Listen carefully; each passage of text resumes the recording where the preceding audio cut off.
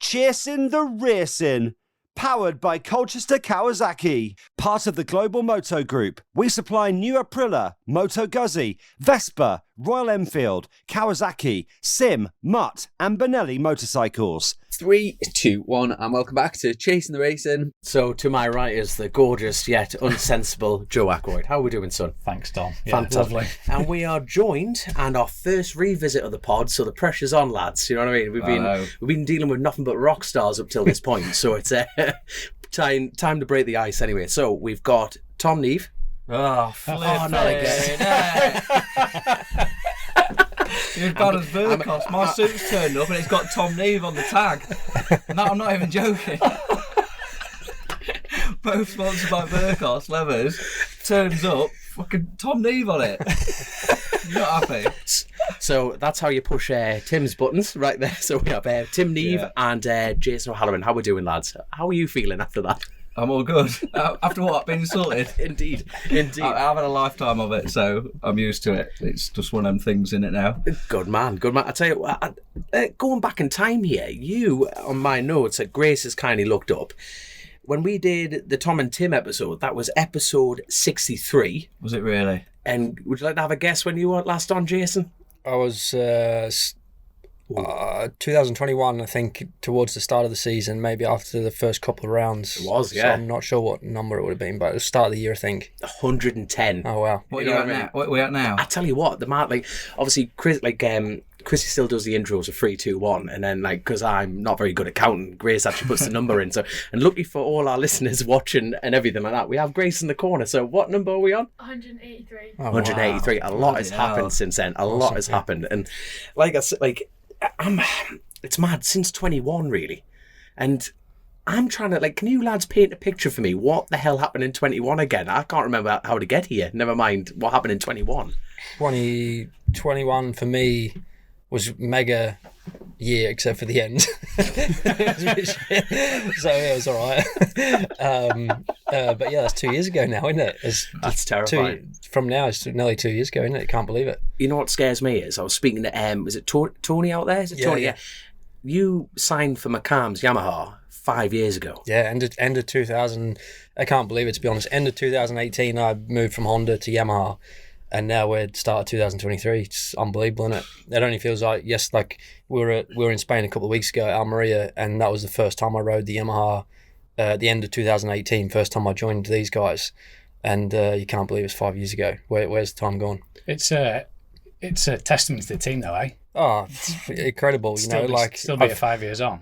I've been really fortunate in my career that in Superbikes, I've been with Honda for a long period, and now Yamaha for a long period. So, once you start working with guys, it's awesome to stay with them for years, and I'm mates with all of them now. So it's good crack. It's good. Perfect for a race weekend. Yeah, it's mega. You're in a happy place. Absolutely, yeah. And you won the British Superstock. Oh, wait, no, that was your brother. That was my brother. I gave it a Feel good free go. to hit us. Feel free to hit us. I was having a good go at it, but I didn't quite get it together. But I'm sure we'll get into that in a bit. That was 22. Wasn't it? That was last year, yeah. So before we go into the nitty gritty of that, can you talk us what you were doing through 21? I was on a Suzuki, Bill-based Suzuki in stock 1000. Shit the bed. Yeah, I actually got my first wild card in Superbikes. Was that 21? Yeah, it was, yeah. So I'd missed a round with injury and knackered that championship up. Danny Kent had got bust up, broke his leg. There was a Superbike sitting there, so they asked me if I wanted to ride it at Cadwell for a wild card. So obviously didn't turn that down, and that was my first taste of Superbikes. Well, how did you get on in that race? You were 15th, 11th, 15th. But, I mean, they didn't tell me. I rocked up on Thursday, and team boss Steve pulled me over to the side and said, do you fancy riding Superbike this week? And I was like, I've never ridden on slicks. Do you know what I mean? I was not prepared. I'd just come back. The Thursday of race weekend? Yeah. So they didn't even ring you on a Monday and say, do you fancy this week? I went down the hill to the garages where everyone was unpacking on setup day, and they were like, do you want to have a ride? Because at Cadwell, they do a Thursday night practice, which is a new thing. He's like, do you want to ride on it tonight? And if it goes all right, you can race it. So I was like, yeah, of course I do, but I just wasn't prepared. And I'd just come back from an injury myself, so it was a bit of a whirlwind, but a hell of an experience. So that was my first taste of Superbikes. And you scored points. Yeah. And you just sitting there like that guy. 15th, 11th, get missable git. Free practice 1, I was like slower than my lap time on the stocker, and I was thinking, oh god, like what am I doing? I'm going to show myself up. Like proper got my head down. I was like struggling a bit with it, and then went back out in FP2 and found like a second and a half, and then just got going then. So hopefully we'll be doing a better job this year. But it was for a first taste of Superbikes, it was about where I thought it should be really. To be fair as well, to like Cadwell Park, straight onto a Superbike. It's not the easiest place to go to, is it that? I know it's not just on your doorstep, but it's still not the easiest place for you to swing your leg over and done a few laps around there, but there's a lot going on. It's all very busy, and like first ever going Superbikes is always daunting, especially as like when it's all new to you. So it was there's a lot to take in, but no, we stayed on it, which is one thing. So you still local to Cadwell? Yeah, I'm not far. Yeah, maybe 25 minutes away, just south of Lincoln. I am now. So I used to live at Market Raisin for a long time, which is not far from Tim. And then I moved from there 2016, just a little bit further south. So yeah, it's good. I was going to ask this later on, but when's the first time you met? Make it sound like a couple dating here. So when did you get together? Matching clothes already? To be honest, when last year maybe? I think it would be when we went to practicing in Spain at the start of last year, wasn't it? Yeah, so it would have been around the start of last year, end of the year before, something like that. You'd have come across Tom when he was Tom got the Honda wildcard in 2018 when you were there. That's right. Yeah, he had to borrow some of your leathers, didn't he? Yeah, he did. Yeah. So kept him in one piece. That was all right. I don't know if he did, to be honest. Did he not? I can't remember.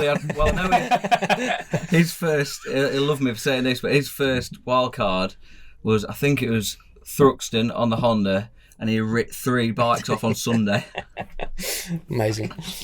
And then he got his second go. His second go was when he had to borrow your levers, I think, at Cadwell, and he did stay on it. He had to stay on it, he did. But how did that conversation go about? Like, look, I've just wrecked my suits. Yeah, I've got another spare set. Yeah, so I had plenty of suits at the time because to be fair, I was lucky. But I'd been with Honda for a few years, so I had a few years worth of stock, shall we say? Even going back to that 5-year question, did you see yourself sticking here for that long? With Yamaha, or in the first year? To be honest, it's so hard to look that far ahead, isn't it? You don't think, it's like when we sit here and talk now, and you think 5 years from now, you think, oh, that's ages away, but it'll be blink of an eye and you're there. So I knew from the first time that I rode the Yamaha that I was on something good. I knew getting off I obviously rode the old model blade for a long time. I never got to ride the new model blade, so my thought of Honda's only the old model.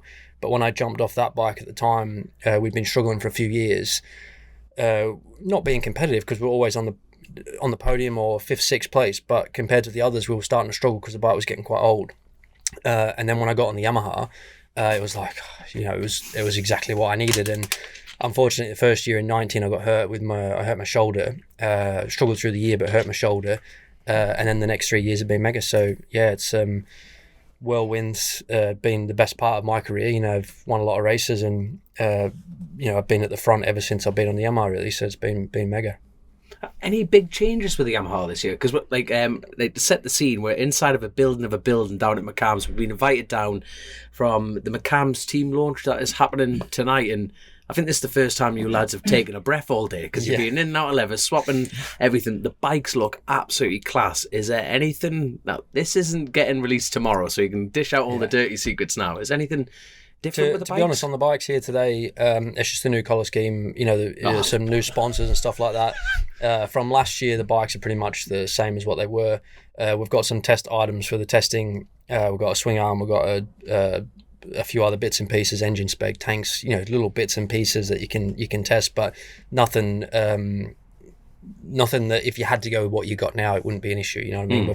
We're lucky enough, we've got a good package. It's the best bike on the grid in it, so it's ready to rock and roll. So going from your 21 season, in your own words, it started off mega and then ended up. We're painting the scene. It was just up to the Showdown, wasn't it? Yeah. Is that a fair in the season I scored the most points. I had the most points. I sound like a broken record, but I had the most points. I won the most races. I had the most podiums, most poles, most any list of most. I was first, except for the championship. So it was a pretty hard pill to swallow, to be honest. But it's just the way the point system works in it. If it was a traditional championship, would you have tied it up? Yeah, I would have been a round or two early. So And like going to the first round of the Showdown, I was 100 and whatever points ahead of second place. So the mentality would have been different. You know what I mean? As in the way I rode or the way the competitors rode, it would have been a different scenario. But it's not PSP, is it? It's. Do you have an opinion on the Showdown? Only because of my personal circumstances in it. You know what I mean? As in, if I'm sat here and I'm someone that's won from it, I'd be saying this, mate, you'd be peaking, wouldn't you? It's only because you've lost from it that you don't like it. And I think it's had its place. You know what I mean? Like BSB is exciting. We've got a good following. You know, I don't sell it. It's the best championship around the world, isn't it? Outside of MotoGP, it's the best thing to watch. And part of that, you'd have to say, is down to the excitement of having the Showdown the last few years. So it's just bullshit when it's done. It's done to you. Yeah, exactly. My only grievance with the Showdown is that when you feel like you should win and you don't, that's a really hard, mentally and physically, that's a hard thing to deal with. That, as in, the end of 21 was much harder for me to deal with than the end of 22. As in, the end of 22, I got taken out of the championship by being taken out in races, but Brad was already ahead of me in the. He already had a better season than me with points and stuff like that. So I just accept it. So he deserved to win the title anyway. Not saying that Taz didn't deserve to win it, because he did. He had a mega year in 21 as well. But much harder to deal with the circumstances when you feel like you should win, but you don't. Yeah. Was there was there any major changes in yourself from 21 to 22? Because like you say, you just told us how difficult. I can only imagine how difficult that was to someone going, "Well done, son." But you're not having it. You know what I mean? The thing is, the bike racing job is 99% psychological. Yeah, 100%. And like for 22, I changed. I think the hardest thing for me to accept in 22 was the way that the season ended, was the way that I approached it, because I approached it for the Showdown. As in, we gave rounds away in the year from testing stuff. As in, like, if it wasn't working, it don't matter. We'll test stuff in the next race, and make sure we're ready for that final 3 rounds, which is what we prepared for. And then for it to go the way that it did, like, I think I finished 3 races out of 9 in the Showdown, but I finished every race up until the Showdown. So it was your shit luck was the wrong way around. Wrong way around, yeah. So, but it's, I think this year will be good, more so than anything, it's good for a change, isn't it? You know, it's been the same for so long, 12 years or whatever I think it ran for.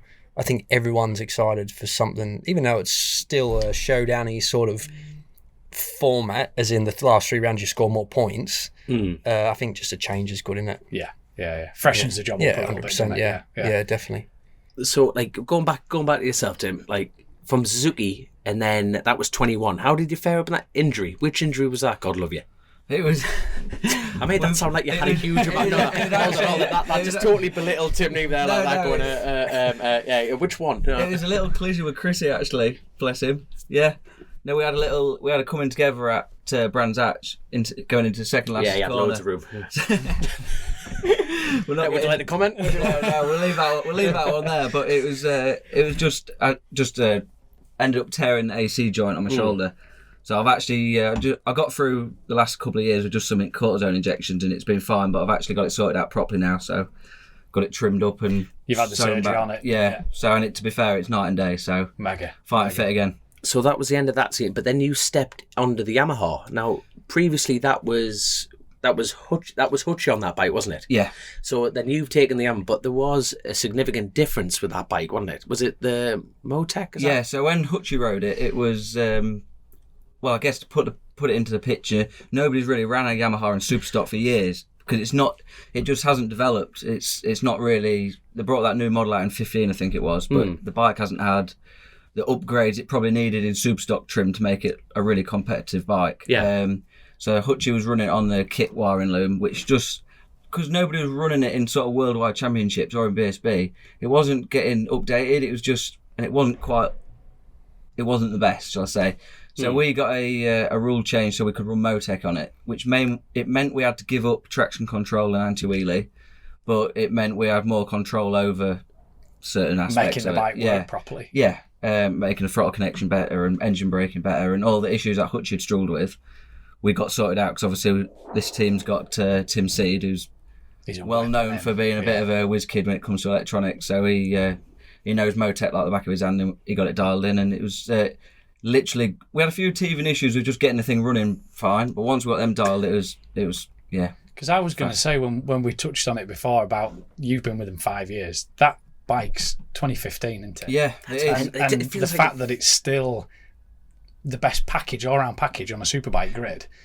It's had tweaks. It's had little motor tweaks. Yeah, but, I mean, little updates. We struggled with swing arm length in Superstock.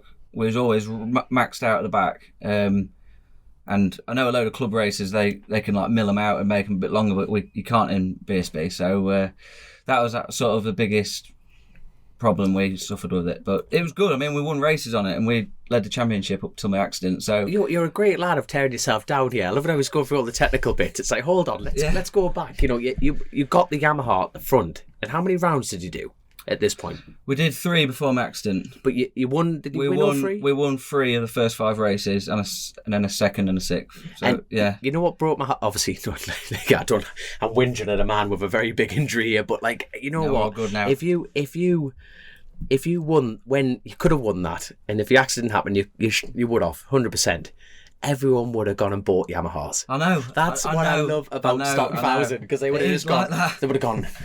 Get Steve Rogers on the phone. Can someone pre-order me one of them Yamahas? It's now the Honda Cup, isn't it? It's like the iPhone class, isn't it? You know what I mean? It's like, who's got what? Everyone wants Honda now, but to be fair, I've seen the test list or the entry list. There was 3 Yamahas on the grid, which is more than it has been over the last few years. So that's something. It's the same on the roads, isn't it? Everyone's going to Hondas. Everyone's going to Hondas. It's like, well, hold on, that's a perfect example. We need to talk about a different manufacturer on this one. No, we're picking up the arms here, but in both perspectives, you raced and rode against the Honda on the Yamaha. Yeah. What was the strengths of the Yamaha compared to the Honda in stock? And you're getting the same in Superbike. You've got time to think about it. In Superstock, probably corner speed. You can just get off the brake and roll through the corners, and on your tracks with nice long corners and flowing kind of tracks, it was the best bike to be on. As soon as you get like a stop-start track or a track with a bit of up-down undulation, it was wheeling. And again, that's where the short swing arm thing came in, because it was just up and down, up and down. It was just hard trying to manage it all the time. Whereas the other bikes just seem to be a bit more, they've got that aspect nailed. But I mean, flowing tracks, it was a really good feeling with the front. The way it makes its power is lovely. So yeah, it was on them kind of tracks. They love them as a stocker in World Endurance. They love the Yamahas because as an all-round package for, especially the circuits they're going to. I'm going to say the tracks, to Knockhill and Cadwell. BSB tracks are so different to the tracks out in the world scene, aren't they? Yeah, so like you said, they are really popular on the world tracks, but there's not many first gear stop-start kind of tracks, is there? Yeah. Same question. Go on, Jason. The Yamaha's strength in Superbike is its rideability. You know, like the biggest thing you struggle with in Superbike is their physical things to ride, the hard things to tame. Got a lot of power. The chassis are stiff on them, but the Yamaha's rideable. You know, it feels nice. It's a friendly bike.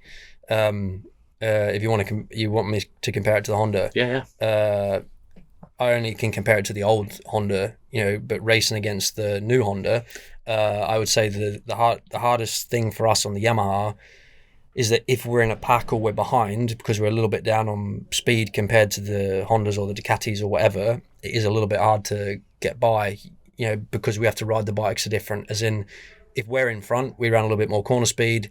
The bike behind us struggles to pass us. If we're behind them, they're a little bit slower in the corner. We can't run our corner speed, so we struggle to pass them. So it's a little bit of a yo-yo effect of who's in front and who's behind.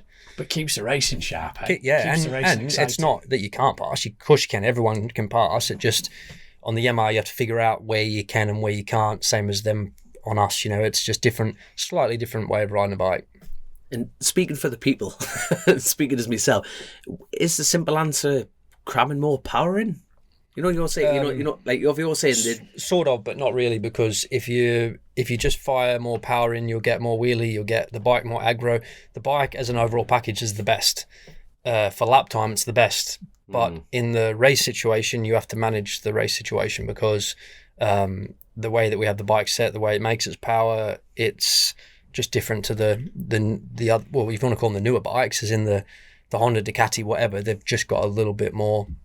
It's not a secret, is it? It's got a bit more power. A bit more power at the top. Yeah, in exactly. The right place. Yeah, exactly. But you don't want it to make it difficult to get off the turns because that's where your strong point is. Yeah. I loved it. This is easy. It's the both Yamaha riders that you can just pick on. It's great. Have you both been curious about wanting to have a go on a Honda? It's right, like, I know you're both contracting stuff. Absolutely not in Superbike.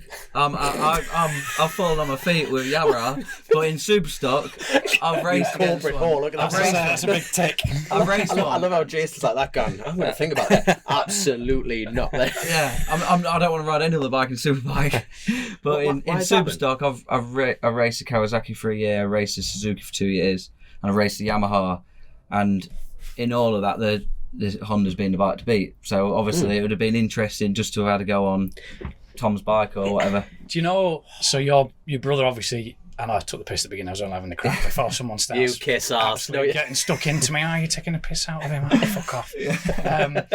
So, you know, when Tom made that jump, obviously, you know, you'll have had conversations. Has he been able to prepare you a little bit for what you're going into? I know you've had a taste of it, but well, I've seen what's gone wrong for him last year. He had a real tough year. He obviously moved up as stock champion, expecting to have a good year. Yeah, and it was a disaster. He won't mind me saying it was a disaster for him, and he got hurt, and he lost all his confidence, and there was no enjoyment in it for him. And you could see he wasn't enjoying himself when you're towards the back of the points and you're struggling. Because we were all doing that test at Almeria in January, February last year, was it?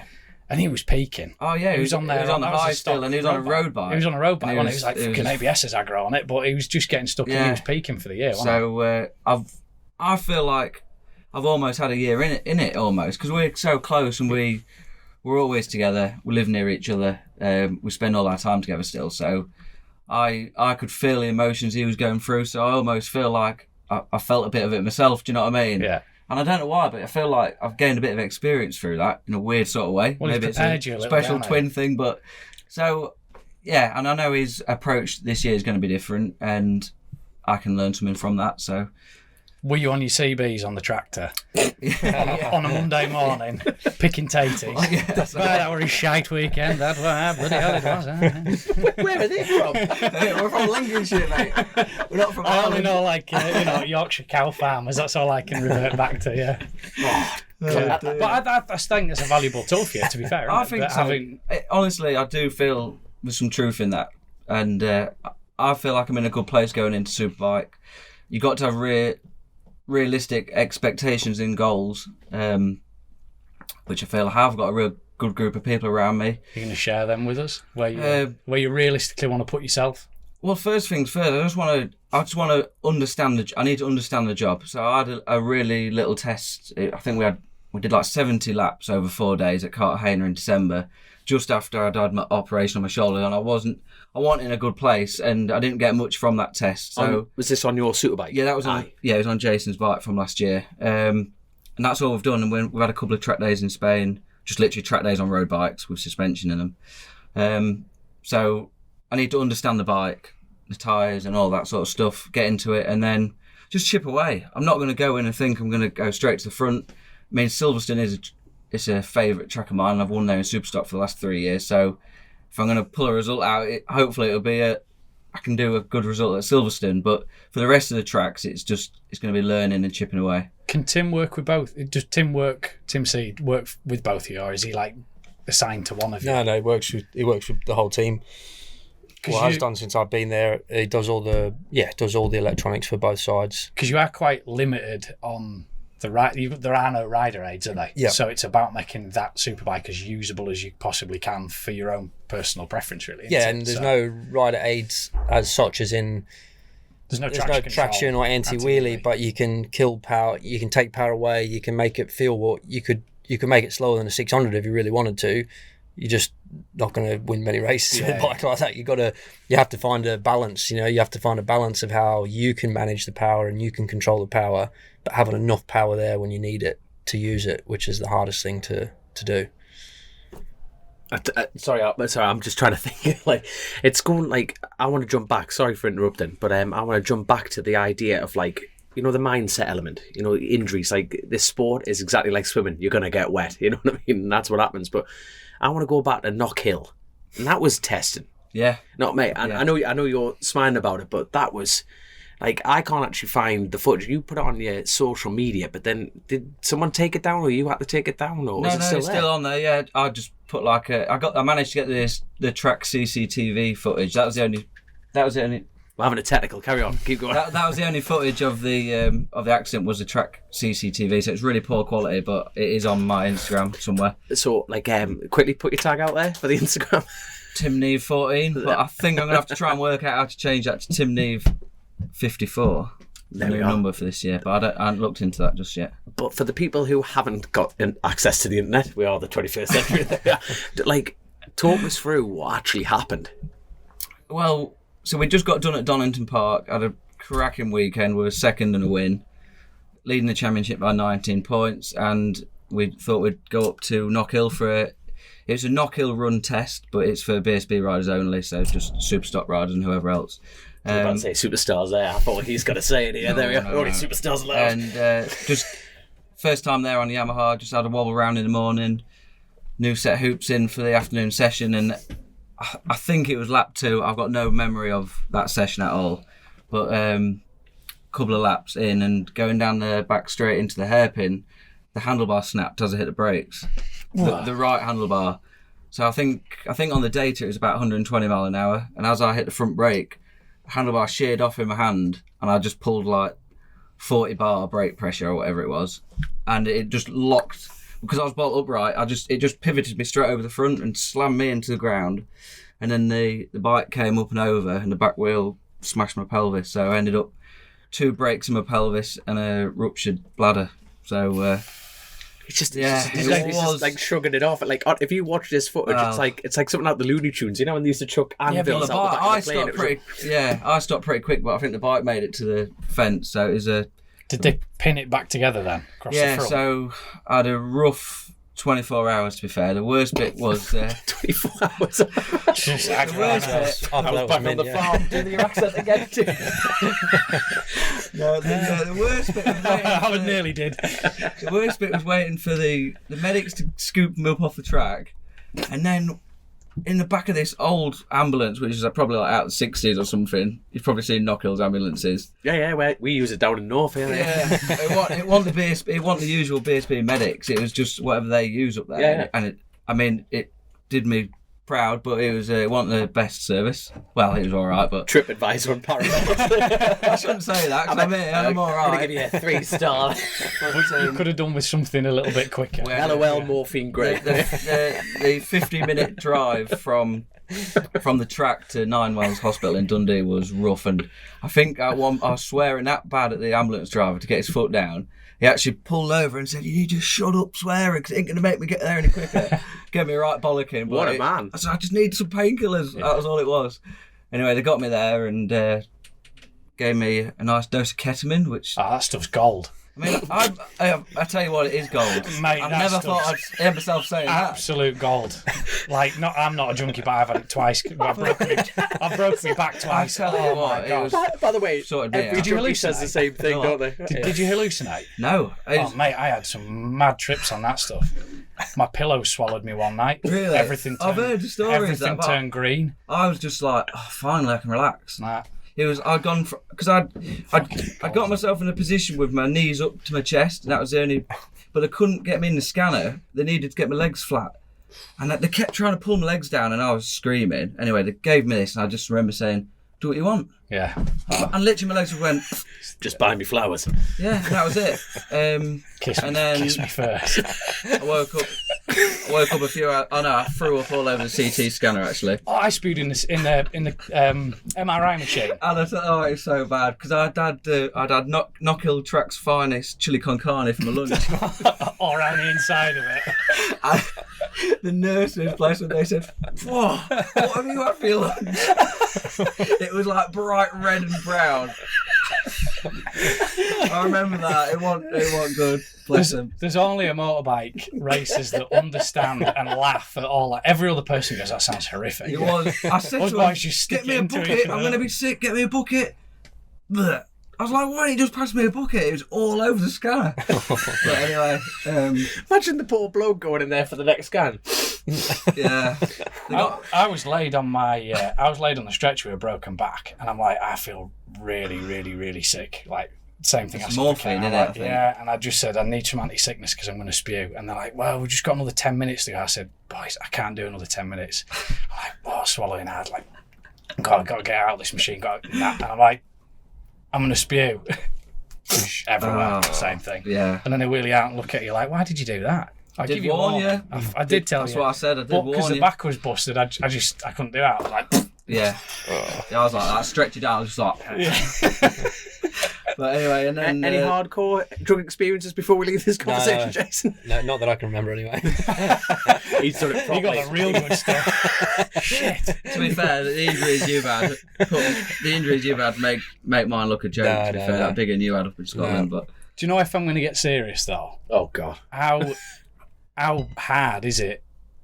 Because I'm talking from personal experience. How hard it is when you're laid in that hospital bed, you've got tubes out the end of you, you know, things aren't looking particularly rosy, are they? You've lost all your dignity. Someone's washing you. I lost my dignity all right up there. Yeah, it's horrendous, isn't it? It's horrendous, and I don't think people realise how bad it is. You're going through all of that, just thinking, when's this going to end? Yeah. When's this going to end? Psychologically, There again. had a few rough days, but Yeah. for them, I will say I was up there. I think 11 or 9 days in hospital, and it only took. I think day 3 and 4 were the worst, and then it was every day was a bit better after that. Good.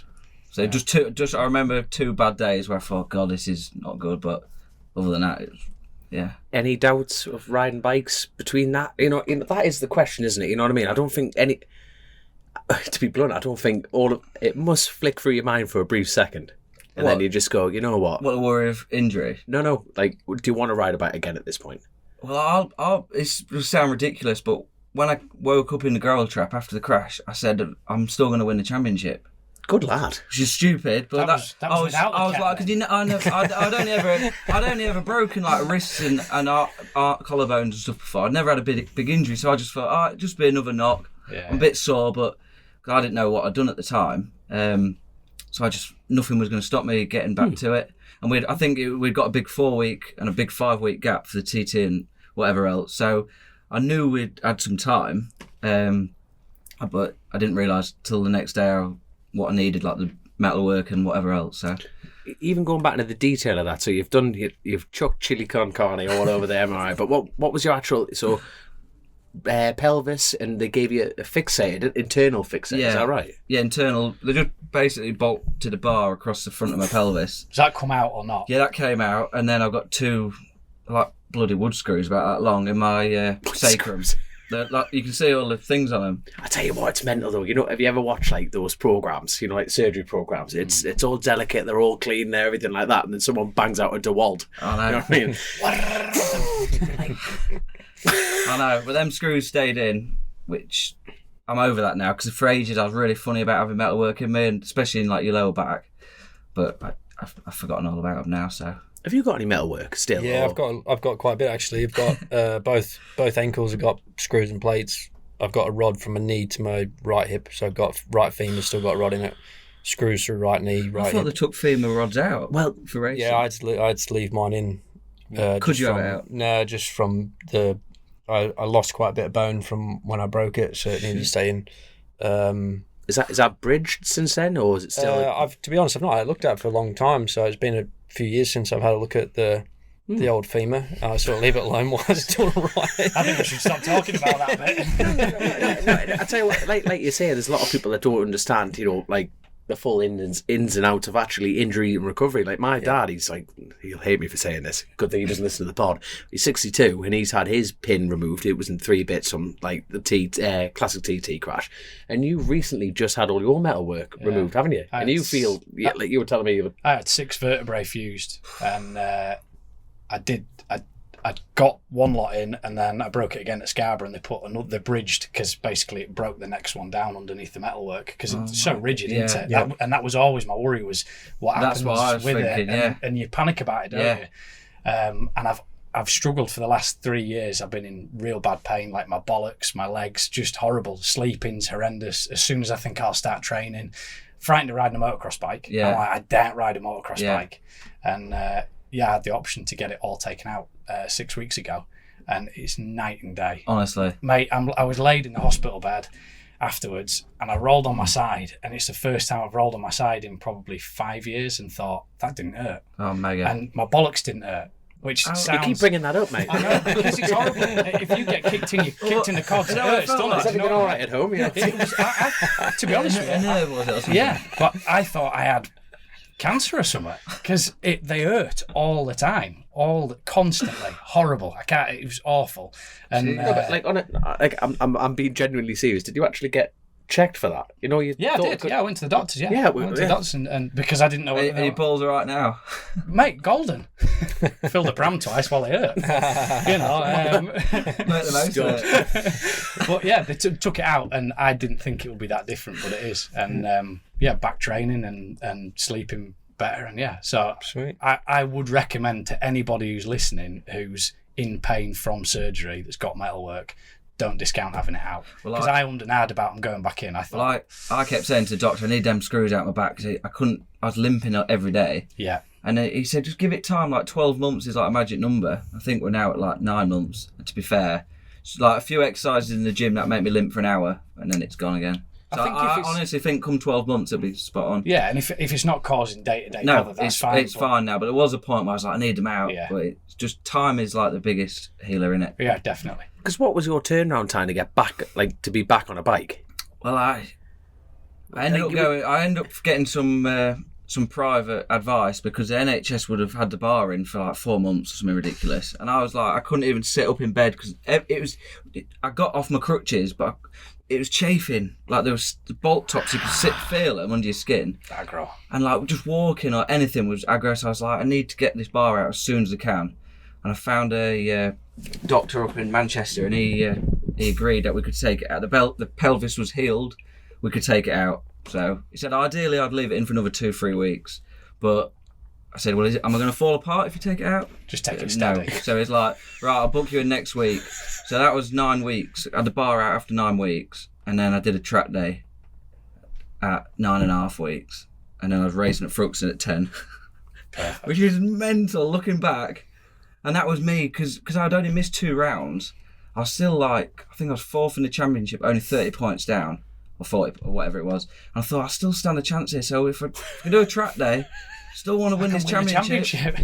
But as it turned out, Thruxton didn't go to plan. We had an oil leak on lap 1 of race 1. So literally my foot slipped off the peg. I didn't realise, but there's oil like pummeling out the back of the bike on the video, and everyone thought, oh God, he's going to have a massive crash again. You know how fast Thruxton is. But anyway, my foot slipped off and I saw the oil on my boot, so I pulled it in, and then race 2, David Allingham had a big crash and got the race stopped. And it was restarted, and at Thruxton everyone could restart with new tyres. But for whatever reason, we didn't know about that rule. It's one rule for Thruxton, you can have a new tyre. We didn't have a new tyre ready, so I just went backwards. Thruxton's, you need a tyre at Thruxton. Yeah. So, and that was literally that. It was at that point where I realised, fuck, I can't win the championship, or it's going to be so hard to claw back like 60 points because I didn't score a point at Thruxton. I scored like 4 points at Thruxton. I thought, if I can score 20 points over both races, then we're still in with a shot. You know And what then- you needed? A showdown. Yeah, I did. And it was honestly, it was like my determination from the Don't mention the S word. yeah. He is giving me quite a dirty look there. Yeah. I could have done with one, but from like the minute I remember in the gravel trap to Thruxton, I was just like pure mindset of get back. It like got me through my recovery because like it wasn't easy, but it was easy when you got focus, like a really good something focus. to work towards. Yeah. It's a reason to keep getting up and pushing. And then all of a sudden that was gone, and it was just like a bit of a. I was on a bit of a downer again after Thruxton. But I mean, we carried on racing until the end of the year, and we did all right. We got a podium at Snetterton, we got 3rd, and we did a respectable job. But Was you 3rd at Brands last round? No, 6th, I think. Yeah, I had a bit of a gravel trap excursion on last lap. Yeah. Nearly came off, but we didn't. Flipping it, could have ended in gravel, but we brought it home. So it was just one of them. It just didn't go to plan. But after I realised I couldn't win the championship, it was just I just wanted to stay on the thing. Like I wasn't in a fit state to crash. Although I was racing, I could not afford to crash. So I just stayed on the thing after that. How hard, like, that mindset is mental, isn't it? Because you must have been in those situations many a time. The fact of actually going, right, let's go win, but I can't crash. Yeah, you know what I mean? It's hard. You know what? It's that. You know, every time you go on a bike, it is always that mindset. But when you think I could really make a mess of myself, how it's difficult really difficult, is that? isn't it? Because we all want to ride. You all want to ride bikes, as in Tim's situation last year wants to get back. My situation years ago when I've had broken legs or shoulders or whatever, you want to get back. That's the first thing you want to do. But when you're just rolling around trying to stay on, not really getting results, probably the worst thing for you to be doing, as in you might as well be resting and getting better and trying to come back fit. But then at the same time, you have 3 or 4 rounds out, you get forgotten about, you don't come back. Yeah. So what do you do? Do you know what I mean? You're in a hard, you're in a hard place. You know, you have to get back. We all want to come back, but you're almost forced to come back. You have to. It's the sport. You know what I mean? If you don't, someone else jumps in and you get, you get shuffled along. So you got to. It's a bike racer's mentality as well, isn't it? Yeah. Because we are all competitive. It doesn't matter what you're doing, you always want to win. It doesn't matter that everyone on that grid has that same mentality. Whether they are winning or the last, everyone's so competitive. Yeah. That's what makes you boys the level that you are. Because it doesn't matter what you're doing, whether you're flat tracking at Boasties on them little hundreds or going and doing a Superbike test, you all still want to be... Everyone wants to be fastest. The fastest, don't you? Which is how you keep getting back on the bike. Which, that's the mentality. It's a drug, and you just want to get back to where you know you can be or keep improving. But like Jay said, when you're rolling around just trying to stay on the thing, it's not a good place to be, and you don't perform to your potential. You don't enjoying yourself, No. So, and that's a happy rider's a fast rider, isn't it? You know the old saying of you fall off a horse, you get straight back on it. You know, if you had an injury like that, and you said, "I'll take the rest of the year out," do you think that would be more like how hard do you think it would take to get back up? Well, I actually did that in 2015. So in 2015, I broke my femur.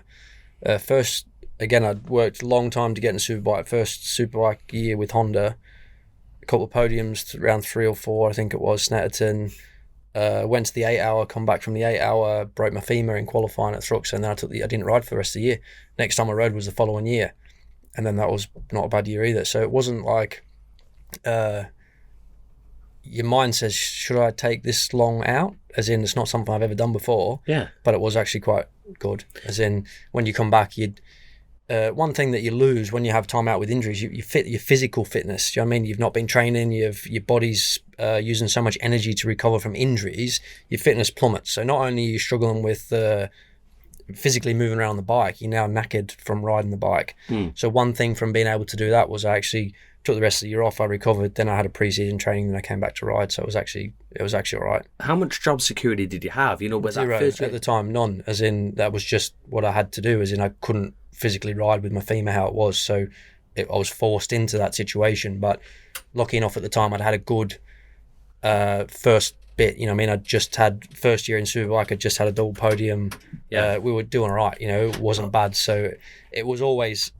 It wasn't like I was definitely gonna get a shot again, but I felt that it was difficult. But I was with Honda at the time as when I'd spent a long time with them. It wasn't my first year with them, as in it was my first year on Superbike, but I'd been with them already for 5 years or 4 years, whatever it was before that. You know, so I knew everyone there quite well. Were you able to have a word with yourself during that period and go, Jason, you're not going to forget how to ride a bike? Yeah, it's going to be fine. You know what? I do that every winter.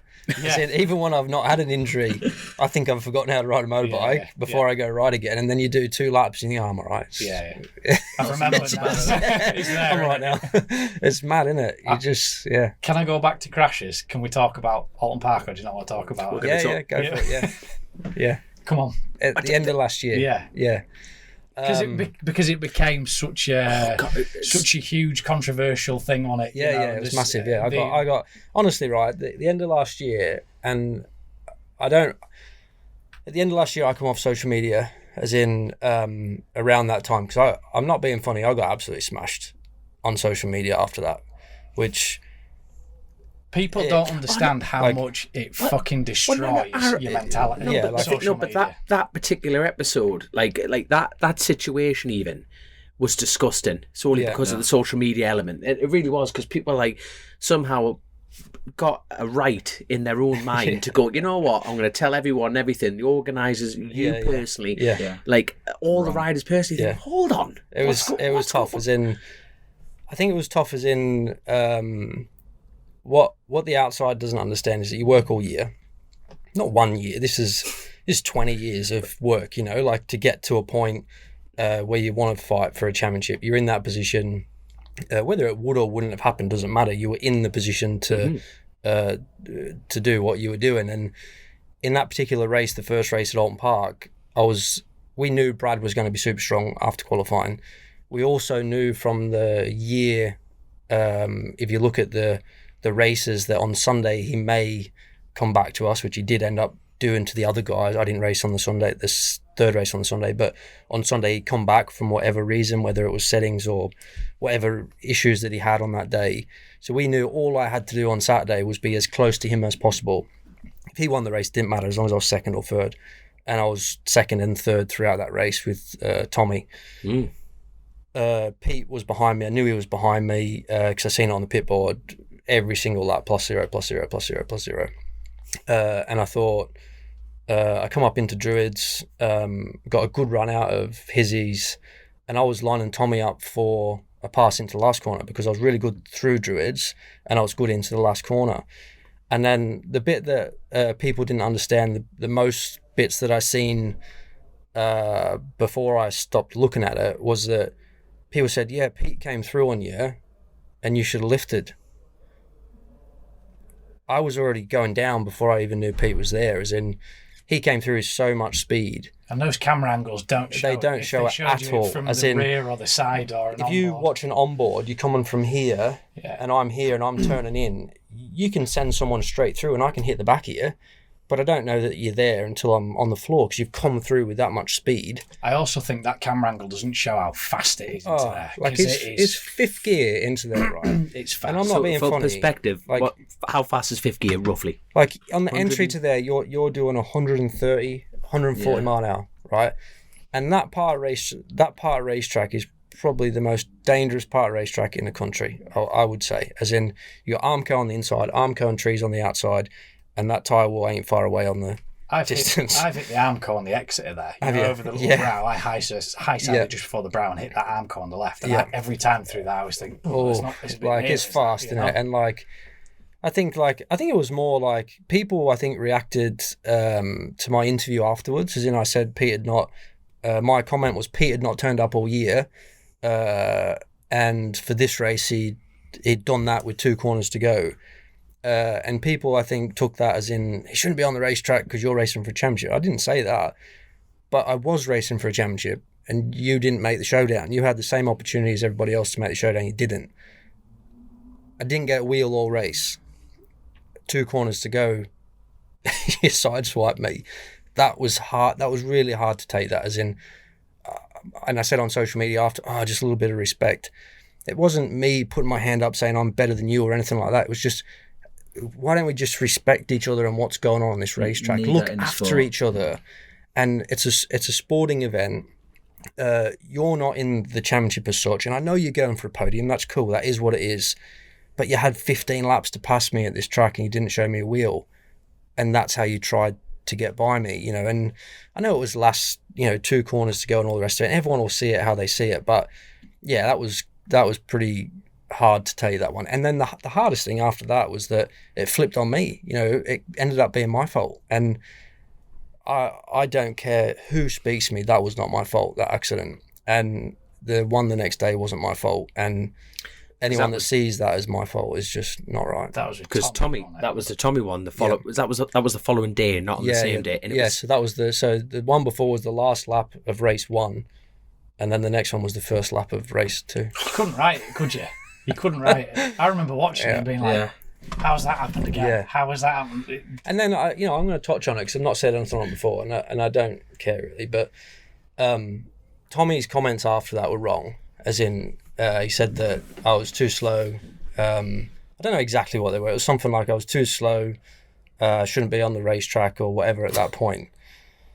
He was very vocal about. That fueled it as well. That made it really bad on social as well because people sort of jumped on that and went, So if it's all right for him, you know, and like that, you know, I'd won 7 races that year and he'd not won any at that point, so.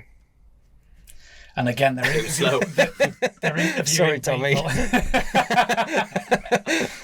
But they're sticking a microphone under his mouth when he's fueled up as well, isn't it? You know, you're all charged and you're going to maybe and like, not you know, I've think spoken about to what him you since say. that, and like, you know, I've even spoke to Pete since that, and like, we actually all, every rider in the paddock actually gets on right. There's no one that actually has any beef with anyone, or, you know, like, I could sit here and talk to any of my competitors, no problem, but I just think on the racetrack, last year, especially last year, it just went a little bit too far, I think, in my opinion. Well, I don't know if you saw all the stuff that's kicked off with Alex Lowe's and Loris Baz from Mandalika. No. And he's getting... I've seen the accident, but I've not seen the... Alex is just getting absolutely annihilated. Think And about even Loris has said... Yeah, it's they cool took a with me. selfie together saying it's all cool, isn't He's it? like, it's one of them things. I put my leg out. He hit it. It got caught. Yeah. It snapped my leg. You know, chill out. Stop giving him shit. Yeah. And that's the sad thing, isn't it? You know, it's the mates. It's cool. They haven't got a problem with each other. So why does somebody sat in front of a keyboard have to have a problem with it? Yeah. And it's easy, you know, as racers, it's easy for us to go, I will just come off social media or whatever. But you still see it. You know what I mean? You still... Well, someone every tells time you go don't on your they? phone, you still get a notification. And even if you don't scroll through them, you still see the negative comments. And it puts a negative light. Like the last, for me personally, the last part of last year, everyone just remembers the negative stuff. Everyone remembers the image that you have as in people pointing the finger at you, or me shouting at the side of the track because I'm aggro. And that's what you're branded with. Yet you've actually had an amazing season except for that part. So the focus needs to go off that, really. This is the bad side of the internet. It's giving people a platform. Giving just them a to be, voice, hasn't it? horrible. And it can be used for amazing things and it can be used for really bad stuff, really. But as far as like racing now, you have to be on it. Oh, you have You have to be on the social yeah, media. You yeah. can't, unfortunatately, that is the shy part of it, isn't it? You know what I mean? Imagine if you went now, I'm just going to scrap social media. I'm not going to do anything for any of my sponsors, my team, nothing. Imagine how chuffed they'd be with you. They'd go, oh, great, yeah, well done. Yeah. We'll just support someone else. You know, they're not going to do that, but they could do that because it's a massive part of what they do. That's how they get their coverage. So It's your platform in their hand, isn't it? But you're accessible, aren't you? So Would you say that's been your lowest point, or where was that in your career? Was that your lowest point, or was it just something I want to forget about? the lowest point for me was the end of 21 when I lost the championship. That was the hardest part to deal with. The end of last year was hard to deal with because I felt like for all of my career, I've been fair. I've always given the fans a lot of time, whether it be through social media or whether it be at the racetrack. And don't get me wrong, I still had a lot of support, but I felt like it turned on me really savage. Yeah. And it was one second out of a whole career that it just went and flicked. And so it's probably gone back the other way now because I've got a lot of support, lot more positive now than negative. But yeah. And especially at that time, you're not only dealing with the social media side of things, that's like fueling how you're feeling.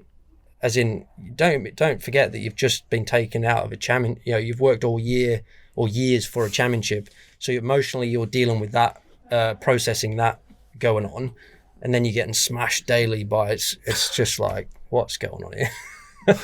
But yeah, you get through it, don't you? Have you actually ever experienced anything like that? No, thankfully. Yeah, no, I've not been involved in any takeouts or anything like that. And I remember watching it.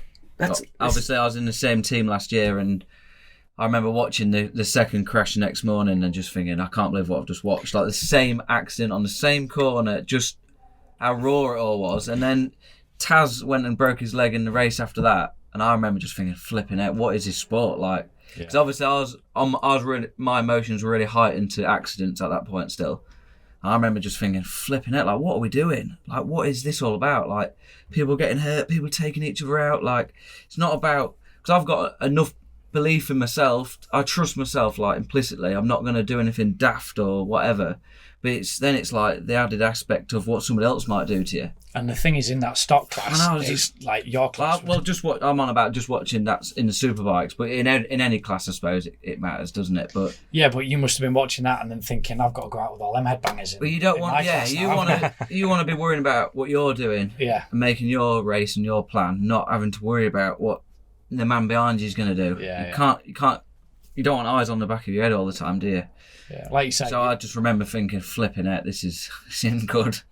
But hopefully it's all settled down. I think everyone will learn something from it, won't they? Yeah, 100%. I don't think anyone no one wants to be in that. Malicious. No one wants to be in that scenario, And if you sat down now, if Pete and Tommy were here now and we chatted about it, I'm sure we would all have our own side of the story, but we would all come to the conclusion that no one wants. Yeah. Forget what end you're on of it. Just no one wants it. Yeah, no one wants to be involved in that. So I think we're all on the same page with that. And the racing in BSB is mega. The fans for 99.9% of it are amazing. Just that little percentage when something goes wrong, they jump on the bad stuff. But I think we're in for a cracking year, and I think we're in for a better year from that side of things than what we had last year. So like moving into 22, that was beautifully done. He's doing our job for us. That was beautifully done there. So it's a bit like I couldn't help but notice you lads weren't at the Navarra test. What was all? So how much testing have you done so far this year? Nothing. We're not tested at all. The only thing we've had was at Almeria. We had 4 days at Almeria just on some stock bikes. We've not done any. We've not been on the BSB bike since October, since Brands. The boys have been busy. I think they've had these new engine specs that they're trying on the dyno and figuring things out, aren't they? Yeah. They got plenty at the workshop. They've got plenty going on. But from my, I think if we'd pushed the issue, we could have done the Navarra test. But I think for me personally, I'd not been to Navarra. I've got a few things that I need to test, which obviously if the weather's no good next week or whenever the test is, okay, you're going to lose out on some time. But for me to choose an engine spec, for me to choose a swing arm spec, for me to choose something else, I don't want to do that at a track I don't know. So I have to for me to evaluate that properly and sensibly, I have to do that at tracks that I know. So I was going to ask you, do you think that doing the whole Spain testing things, it's good for bike time, but that's about it, because their circuits are just nothing like that. I've said it for a little bit of time now, and I might be wrong. I don't know. Everyone's got their own way of doing it, but if you just go out there and you just ride a motorbike around a racetrack and you get some bike time, you're fine. You're working all the right muscle groups, keeps you sharp. I've been to Spain so many times. I did it in 2019. I won everything in winter in Spain, and I come back here and I got hurt after Silverstone, but it wasn't what you thought it was going to be. I've done it with Honda in the past. You go Spanish testing, you're killing it, you're fast, and you come back here and you think, what have we done? What have we done? Because we're just going that way and that way, and where you probably should just turn it all back and start again, because you've just gone left, right, up and down for no reason. So the tracks here are different, the tarmac's different, the weather's different. For other than bike time, I don't think it's actual testing, but everyone's got their own opinion on it. And what's your opinion on that? Because with no experience on this Superbike. Yeah, well, that's what it boils down to for me. At the end of the day, the team are going to go with what Jason wants in terms of development and testing. I'm not going to be at Silverstone and Donington over the next few days testing parts. I'm going to be riding the bike, which is proven. It basically is Jason's bike from last year, just with 54s on it and whatever else.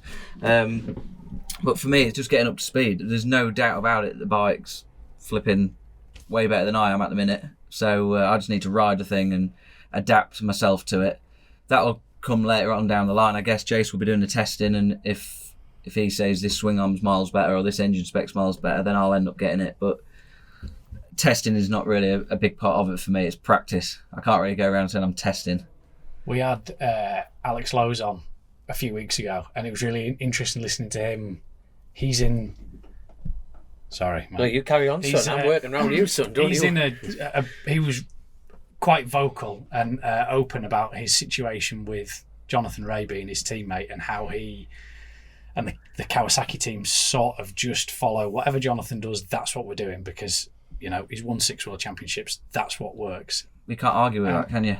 But he sort of has a different take on wanting to do certain things differently, and it'd be interesting to talk to you in, you know, 12 months' time. I'm not saying that won't happen. I'm just saying that will come later on down the line for me. At this point, 100%. Yeah, no, I'm not. Yeah, absolutely, and I think it's. I agree for what it's worth. Yeah. I agree exactly. So I'm just. That's fine for me. Yeah. I tell you what, I must ask though. I must ask now. OMG bought your old bike, and then Brad, Ray, and Kyle Ride hopped on them. Were you at any point looking at that, going, "Why is this different to that? What's got like you know what I mean? Yeah. Is that like a bit of a? It would have melted my head. I'm going, can I have my old bike back? Ding dong. Well, we basically did that, as in the start of the year was quite difficult for us because I was testing a lot of different things, as in settings on the bike. We had a new chassis, we had a new engine spec, we had a new seat unit, we had a new. It seemed like everything was different. Meanwhile, trying to try new settings because I had a new crew chief, and these guys have got what we finished with, which was ready to rock and roll, which obviously was better than us at the start of the year. So it was really tough because when you look at the teams, it was expected for us to be the winners, and I wasn't winning straight away, and they were on the podium. Meanwhile, we're chasing our tail, as in, shit, we need to get this right sharpish. So then we had to start turning the clock back, and then we ended up basically racing a 21 spec-ish sort of bike, really. So, and then at round 3, that's when we started winning again. Then we went on from there. So it's always difficult when you get new parts. When someone else gets a bit like what Tim's saying there, if they start on my bike from last year and we're testing stuff, that's our reference, you know. And last year OMG was the reference, and they showed at the start of the year that it was better than what we were doing with the stuff that we were testing. So the only thing when you test stuff, and I've had it before where it doesn't work, and I've had it before where it does work. If you want to call it ego, or you want to call it your head, or whatever you want to call it, as long as you're cool to go, that didn't work, we need to go back, you're fine. The day that you say, no, we can't go back because we're going down this road, that's when it's knackered. So as long as if you test new stuff and it don't work, and you're happy to go back, you're fine. Or you get yourself that wound up with so many different things, you think, is it better, isn't it better? Yeah, I don't know. To go. And to start with, a little bit like the Spanish testing thing before, like when we're talking about that, when you go somewhere and you feel like you have to ride, you feel like you have to test things, you feel like you've got something new, you almost feel pressured down that road to keep down that road, because it's cost a lot of money, it's a lot of time, it's a lot of, you feel pressure that this should be better, everyone's telling me it's better, but really I don't think it's better. You get pushed so far down a road and it doesn't work, so you just have to balance yourself a little bit and be how sensible. Relaxed is that atmosphere in there, or the approach to things, if that scenario happens? So they say to you, we've got a new swing arm with this geometry, it's cost this much to develop it, we've had 6 of them made, this is going to be the bollocks. Well, it's obviously a bit stressful for Steve, isn't it? But you do 10 laps and go. To be honest, to be fair to him, we had a test at Alton Park last year, so I think we did the first 2 rounds. I think it was the first 2 rounds we had a test at Alton, I think it was. And at the end of that test, spoke to Steve, spoke to our crew, and we just said, right, we have to turn back. And he was sweet, he was fine. He wanted to win races again, and the next round we did the double. So, and you were confident at that point. We go right back to where we were. I'm going to smoke him. Yeah, well, I was going to make it work, wasn't I? Correct answer. So it was a combination of feeling like it was the right thing to do, obviously being the right thing to do, everything gelled, feeling good, and away you go. But it's difficult. And last year I felt pressure at the start of the year because you've got another team on Yamahas now, they're doing really well and we're struggling a bit. It's like, what's going on? Everything's in fast forward, you don't have enough time ever. And then once it turned at Donington, then we're away, really. So because I think Raceways Yamaha are the first team in history to ever sell an actual race bike. You know what I mean? Normally you buy a race bike, everyone takes all the trick stuff off it. You actually, lads, were genuinely honest and go, yeah, that's actually Jason's bike. And they hopped on it and went, fuck off. You know what I mean? It was one of, it was wheeled out apart firmly, wasn't it? But there we are. Any tips out there? You buy a bike at the racetrack. From raceways. Money well spent for them guys, wasn't it? 100%. How different between the stocker you rode last year, just for the listeners that maybe don't know quite how different that bike's going to be for you to adapt to. How different is that bike? The changes in there, because BSB have been quite good to try and sort of keep the cost down and the spending down and stop people going crazy with the championship. They've tried to make those rules as fair as they can while producing exciting racing. I think in terms of cost and parts, they're a million ways different, but as a physical bike to a big ride. thing for this year is Superstock are now on slicks, which I think is going to really highlight how much, like, you'll spend an extra $100,000 on your Superbike, and it's it might be only half a second faster a lap now, because I mean at certain tracks it's only a second anyway. Do you really think it's literally going to bridge that much of a gap? And there's a lot in tyres, Superstock tyres compared to a slick. There's quite a bit of difference. We'll see, won't we? Is the reasoning behind that? Is it literally financial? I heard it was something to do with... I have no idea. To produce like a one-off Superstock tyre, which only our championship use now, BSB. It's not used around the world. Just a lot of money and resources for when they just might as well roll a slick out, which is used for everything. I think that's what... But in the long run could be good, because I think if Superstock times and Superbike times, if say we're the same, say it's exactly the same, well, you can't have the Premier Class in the country being slower than Superstock, can you? No, you can't. So you need to, then the regulations here are going to have to change, aren't they? Because again, the regulations in Superbike now, how long have they been the same for now? Very long time. Long time. Yeah. So it's, you know what I mean, you need to you need to move it on, you need to change the regulations. And I think if the lap time on both classes are the same, they'll have to... Ooh, it'll be a really interesting one crystal to see ball out. I like it. See where the first position in stock, where it would place him in Superbike. Yep. And that'll be a cool thing to be doing. It's definitely going to close the gap, without a doubt. So it'll be interesting. In your opinion, is that good or bad? I think there should be a gap. Like Jay said, you don't want them threatening the Superbike times too much. But then what was dead interesting, Jason's idea of the evolution of it. You know what I mean? It's like, right, bring that up. Yeah. Right, well, the worst thing is now, like, say you got a Superstock guy, and you've got electronics. I don't know what the rules are. I've not looked down, but say you've got a Superstock guy this year on slicks, and they're doing the same lap time as us, and they're winning races, and then they jump to Superbike, and now they're going slower in Superbike than what they were in stock. You can't have that.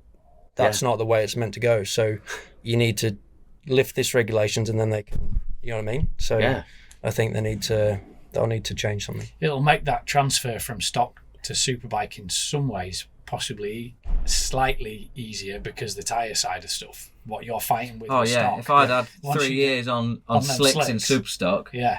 Because I feel like a big thing for me is it isn't a massive thing, but the front tyre is quite a bit different. On a Superstock bike, you're braking, you can feel the tyre moving around. You get on a Superbike, and it probably does once you're on it. But for me, it was just like, that front tyre's numb on the Superbike. I'm not getting the same feeling from the front slick. So I feel like if I'd had 3 years on slicks, it wouldn't even enter my mind. Yeah. But at the minute, it's like, I just need to get dialed into the front tyre. But we had 2 track days in Spain on them now, and I'm getting a feel for it, so just a bit of time. I tell you what, we're getting the minute board in the corner here, because Dan Bennett's are trying to nick your next. But I tell you what, before we do the Patron questions element, I need to bring something up, and obviously go into whatever detail you would like to, Jason. But from us at Chasing Racing, and quite frankly the motorcycle community, you did an amazing thing when it came to Mr. Ian Hutchinson. You were out in Spain, that's right, isn't it? So yeah, and he's we're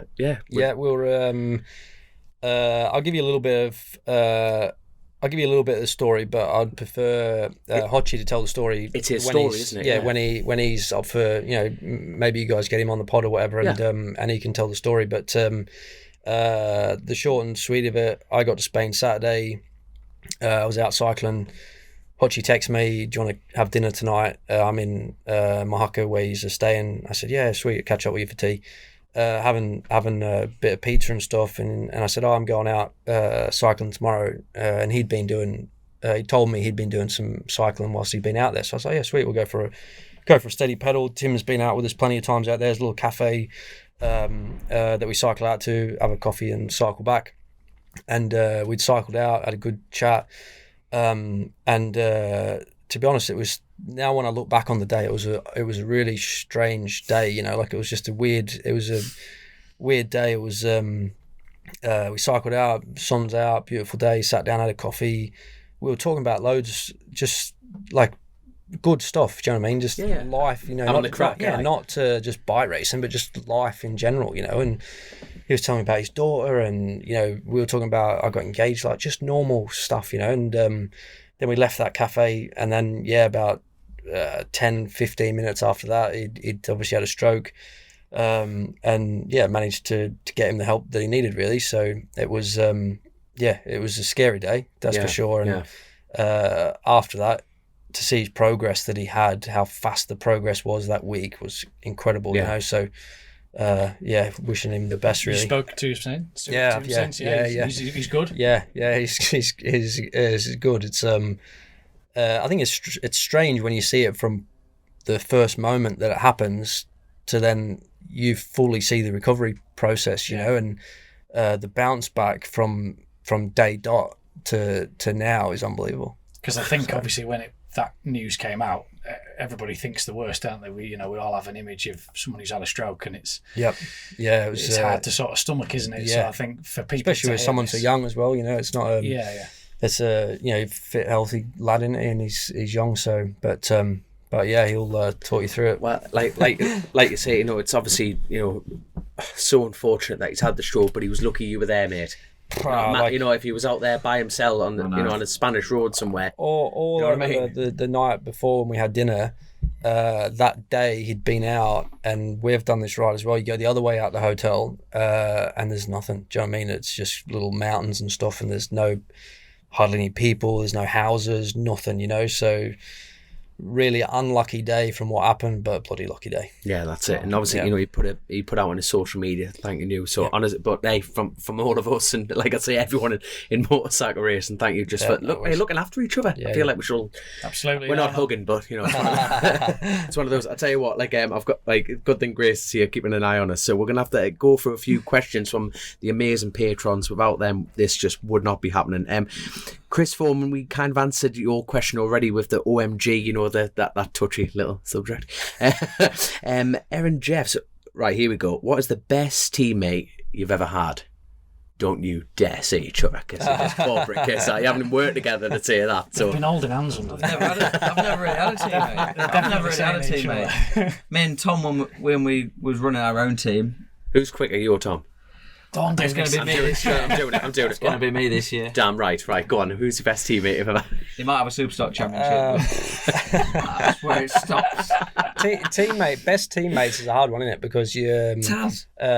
The last few years with Taz, we've been super competitive, so we're not really spent much time with each other because we've been main competitors. But now we'd be mint, be no issues. Before that, I had Linny at Honda, which was always good. I'm sure Tim's going to be good this year. Yeah, it's all good, really. Worst teammate? Go on, just spit it out. A name came straight to his head. I can't say it. Well, I don't know. You nearly had it. I tell you what, I've got a quick one from Craig Harris. That is a massive but some of the question is, mate, how do you get that low at Peter Boast's on the limbo bar? So they set a limbo up and you got to slide under Practice. That is my bread and butter. That is flat tracking. I've done more laps in that shed than anyone. How high? I don't actually know what the measurement is, but you do. Don't piss off. Like he doesn't know his favourite, his worst teammate. I haven't done it for a few years, but it's just lots of laps. Lots and lots of laps. I love it. To be honest, I think we've fairly gone through them. So Scott, we've answered you. Mike, we've answered yourself. Yeah, we're getting through them. So, and obviously we had Jess Mortimer. Snog, marry, avoid. Snog, marry, avoid. Joe, Dom and Josh. Who? Joe to me, and Josh Corner. Come on, boys. Right, this is going to take a bit of thought, isn't it? I'll let Tim take this one. Oh, dear me. Oh, you cop out. I love it. Absolutely love it. I'm going to marry you. Do you think? We'll be alright. We'll be alright. He's married. I'm going to avoid you. And I'll give Josh a kiss. I've not even met him, but he can have one. He's a good looking lad, don't worry about it, son. He's got a Range Rover, he's right up your street, loads of money and a big sellout there. Oh dear. Go on, Jason. I'm just going to avoid the whole thing. Absolutely love it. Absolutely love it. I was going to bring up, Here we go. Go for it. your brother-in-law, James Westmoreland. Yes. Is he your brother-in-law yet? Are you married yet? Did you? We're engaged. Congratulations. Not with James, by the way. Not Rachel. We're engaged. Yeah, he's in the world endurance paddock, isn't he? He is, yeah. He's, I don't know how you say it. Viltas. Yep. Yeah. They've been on Yamahas the last couple of years. This year they've switched to Honda. Yeah. He loves it, enjoys it. And to be honest, I don't blame him. As in, I've been in that paddock. It's a great paddock to be Mega in. You know, like 2012 I did quite a lot. 2014 I did a bit. Actually, at the end of last year, spoke about doing some bits this year, which I've not pursued. But in the future, 100% something that I want to do. Very, very different to BSB. Yeah, and to be honest, like when you speak to James about it, he's happy as Larry, you know, he loves it. So, Have you had options with Yamaha? not with Yamaha, like at the end of last year, there was something else that come up for this year in endurance, which would have been quite good. But I would love to do stuff with Yamaha and endurance for sure. Did you do 24-hour? Or just I was when I was with Honda in 2014, I was just a reserve rider for Boldor and Le Mans. And then in 2012, I raced Qatar, which we had podium at. I raced Oschersleben and I raced Suzuka. How long's Qatar? Was that a 12 That was an 8 hour. Yeah, just night race though. It was all night race. That must have been cool. Yeah, it was awesome. It was me, Keogh, and Michael Laverty. It was good. It was a TT Legends team that year, and the other boys were at the TT, I think it was. So Funny that they had a job to do. they were busy that weekend, and we got drafted in, and it was actually that was my first experience of it. Yeah, loved it. Yeah, can't wait to get back and do some more. Yeah. Do you fancy a go at endurance racing? Yes, definitely. I thought you were going down the TT route. No, I'm going to do that. I'll let Dom. Definitely, yeah. I know the answer. This is a good thing about Revisit. It's just a no from a pair of them. So.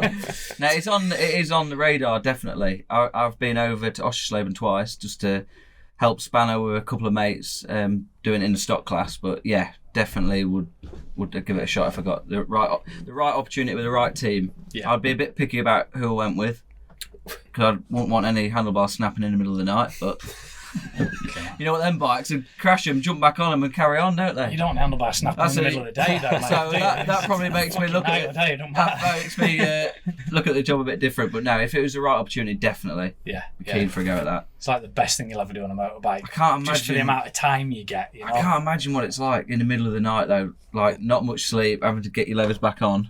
It's not like cold. It's different sort of pressure, isn't it? Yeah, you're not racing you're racing. You're not racing. You're racing other people, but you're not racing other people. And anything happens. Consistent laps. Just keep ticking. I remember the first year I did it, 2012. I think it was Russell Benny. He was talking to me about it, and I couldn't understand it. As in, when we were in Qatar, I was just wanting to go as fast as I could all the time, and he was just like, "Mate, this is not. If you get to the finish and you're all right, you know, this job, you get to the finish with no issues, no crashes, no breakdowns, no pit stoppages, you're probably going to be somewhere near the front." Yeah. And that's the mentality of endurance racing. Big team thing, isn't it? Yeah. Yeah. I always found that's the nice thing about it is that relationship that, like, the question the patrons asked about your teammates, and you're thinking, oh, he's a bit of a dick, and he was all right. It's different when you're in that environment because you're working with each other. Can't help but want to work with each other. And, you know, when someone comes in the bollocks, you just come on, you're all right. You know, you do everything you can to build them up again, don't you? And it's completely different to the BSB job. Anyway. Yeah, massively. I tell you what, even going back to the BSB, I've got one final question for the pair of you. Who's your closest rival for this season coming? Tom for me. That's a given, to be fair. No, it's not. You know what? It totally went over my head, that. And actually, people actually will not understand how good that will be, actually, to watch. You want to beat everyone on the grid, but there's something about having to beat this win. It's bragging rights over the family dinner table, isn't it? I will use him as a speed bump. I am having this. Whatever it takes. 2023, then, you and Tom have to do vlogs from the tractors with the CBs. That'll be lively, I tell you. Debriefing. That'll be lively. It'll be, oh yeah. Like Jason. That's a tough one, isn't it? I wouldn't want to say one person in particular, because I can, and I'm not going to, because I think I'd give too much away, but I could pick a number of different people and say it's going to be him, but then I could go, no, he's got a weakness in this point, or it's going to be him, but no, he will. So, do you think you're going to have any surprises then, if taking that side of it away? Yeah, I think there always is. I think Tim could come out and win the first round. Not saying that's a surprise, but he's new to Superbike. Ryan Vickers could come out and win at the first round. As in, there's no set in stone. As in, it has to be you or you or you. It could be anyone. As in, but the course of the year is different. As in, the 11 rounds is tough, but it's there's a number of.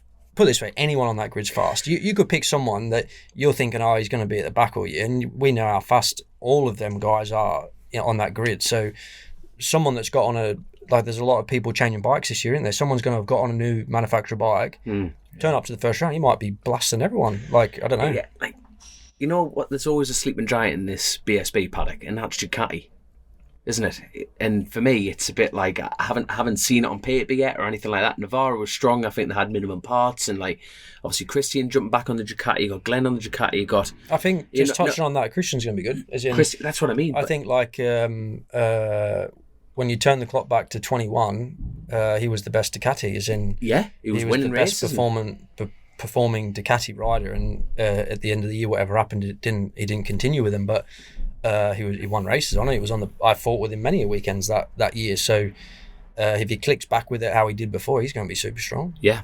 Because arguably that bike, when it was a couple of years ago, it was borderline unstoppable. Then funny enough, the new came along 5 years ago. 2019, wasn't it? In 2019, I remember talking to people, and it was like, if you finish fourth, you've had a good. Yeah. That's amazing. That's like a win. It's like what? As in Ducati 1, 2, 3 every week.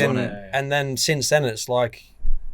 They're just whatever's happened, it's just not going forwards or whatever. Because that could be the wild card in that element. So all three of them, am I right in saying on the new Ducati? I don't think there's massive changes within the bike. I'm not sure, to be honest, but all three. To be fair, do you not keep it close? I think they'll all be strong. They're all riders that are capable of winning. They are. Yeah, they've all won races before. Riders that are going to be at the sharp end and they're going to be challenging. Yeah. They've all won before, and. There's a lot of rookies moving up this year. I think there's 7. Maybe not. Well, not. I think there's 7 of us, including Jack Kennedy, who's obviously not a rookie, but 7 lads moving into the class, which I think is going to definitely add a different aspect to it, isn't it? A lot of young lads as well, like Max Cook and myself and Davey Todd from Superstock. Jack Scott. Who else we got? Brad Peary from Supersport. Yeah. There's no end of us. Yeah. But you lads are this as we're speaking now. It's Wednesday, so. Saturday you'll be at Donington Park, so that's you're all out with that one. Yep. Happy days, and then straight to you're doing all the British testing on that side. Saturday, Sunday at Donington, day off on Monday, and then Tuesday, Wednesday at Silverstone. Athletes, bloody athletes, aren't they? Bloody athletes, absolutely love it. But I tell you what, I think we're gonna have to. Bennett's about to Michael Burton from there is about to bray on the door and drag us out. Are we using this area, or are we going somewhere else for the Bennett show? It's our podcast. You can get I'm literally. I love this. I'm not sure if I'm over the moon that Grace is here or not. It keeps me right on the leash. I like it. But so first of all, thank you to the patrons and our main sponsor, Global Moto. They have been with us, since Chrissy saw the deal out years ago and supported Chrissy on a personal level, and he's been kind enough to continue that with us, which is just absolutely awesome. And we've got Bennett's back on board, so they're helping us out personally, and not at the minute, because they've cut our interview short, so it's they can all get sorted on that side of things. But pull up a seat, get comfy. I'm about to try and read something here. This is not. Would you like to do it all? No, there you are. Right, brace yourself, prepare to laugh. New for 2023, Bennett's customers and Bike Social members can experience a live session from pit wall. whatever that is, in their pit perch and enjoy the new atmosphere in Bennett's pit box thanks to all their new super experiences. Just show up on the day and prove you're a customer member. Take your insurance. You just take your insurance. Do you take your bike and your documents, insurance? Policy. There it is. You're on the pit wall. There you are. Dude. Get yourself on there, sunshine, straight on there. You don't need to pre-book, which is fantastic. And yeah, just please get in touch on the bennetts.co.uk/BSB. Yet again, thank you so much to all our patrons. And more importantly, thank you very much, lads. Yeah, thanks for your time, guys. No, thank you. Thanks for having us on. I was about to say, hold on, what time is it now? It's 4:15, and you've got a whole evening planned. So briefly, what are you doing tonight then? What's the big thing with McCann's here? Well, we've got the new, we've got both bikes in the new livery for the 23 season. We've done all the photo shooting this morning with the kit, suits, helmets, boots, all that sort of stuff. And then tonight, I believe we're gonna show the McCams people the bikes. I think. Awesome. So, yeah. Do you know what McCam stands for? We just found out on the way down. Motorcycle Accident Management Services. They were so nervous when they said that one. You do the next one. This is where the teamwork comes into a podcast. Come on, is this right? Is this right? You start to say it slowly. I hope that's right. Absolutely classic. But lads, obviously, good luck for the season. Looking forward to watching your race, and we'll catch you up with you next time. I just want to say as well, well done to you lot for keeping the job going. I think it's mega.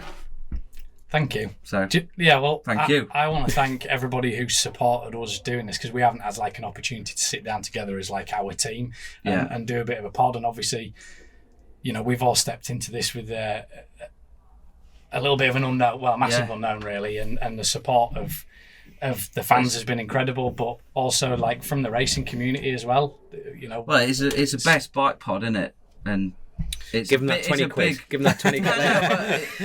Or whatever you want to say, but no, appreciate it. No. It's nice to hear, to be honest with you, because I think we all just want to make it work for the main right reasons and for Chrissy, And there's always one more thing before we end the show. Obviously, HD Concepts have done the family another replica of Chrissy's lid, so it's and that's always going to be with us right next to the quick shift of coffee, where he was more coffee than man, Chrissy, to be honest. You know what I mean? If he wasn't having a throttle in his hand, it was a flat white. You know what I mean? It was straight up. But thank you for everyone. Thank you very much, lads. Awesome. And we'll catch up with you soon, lads. Thank you so much. See you then.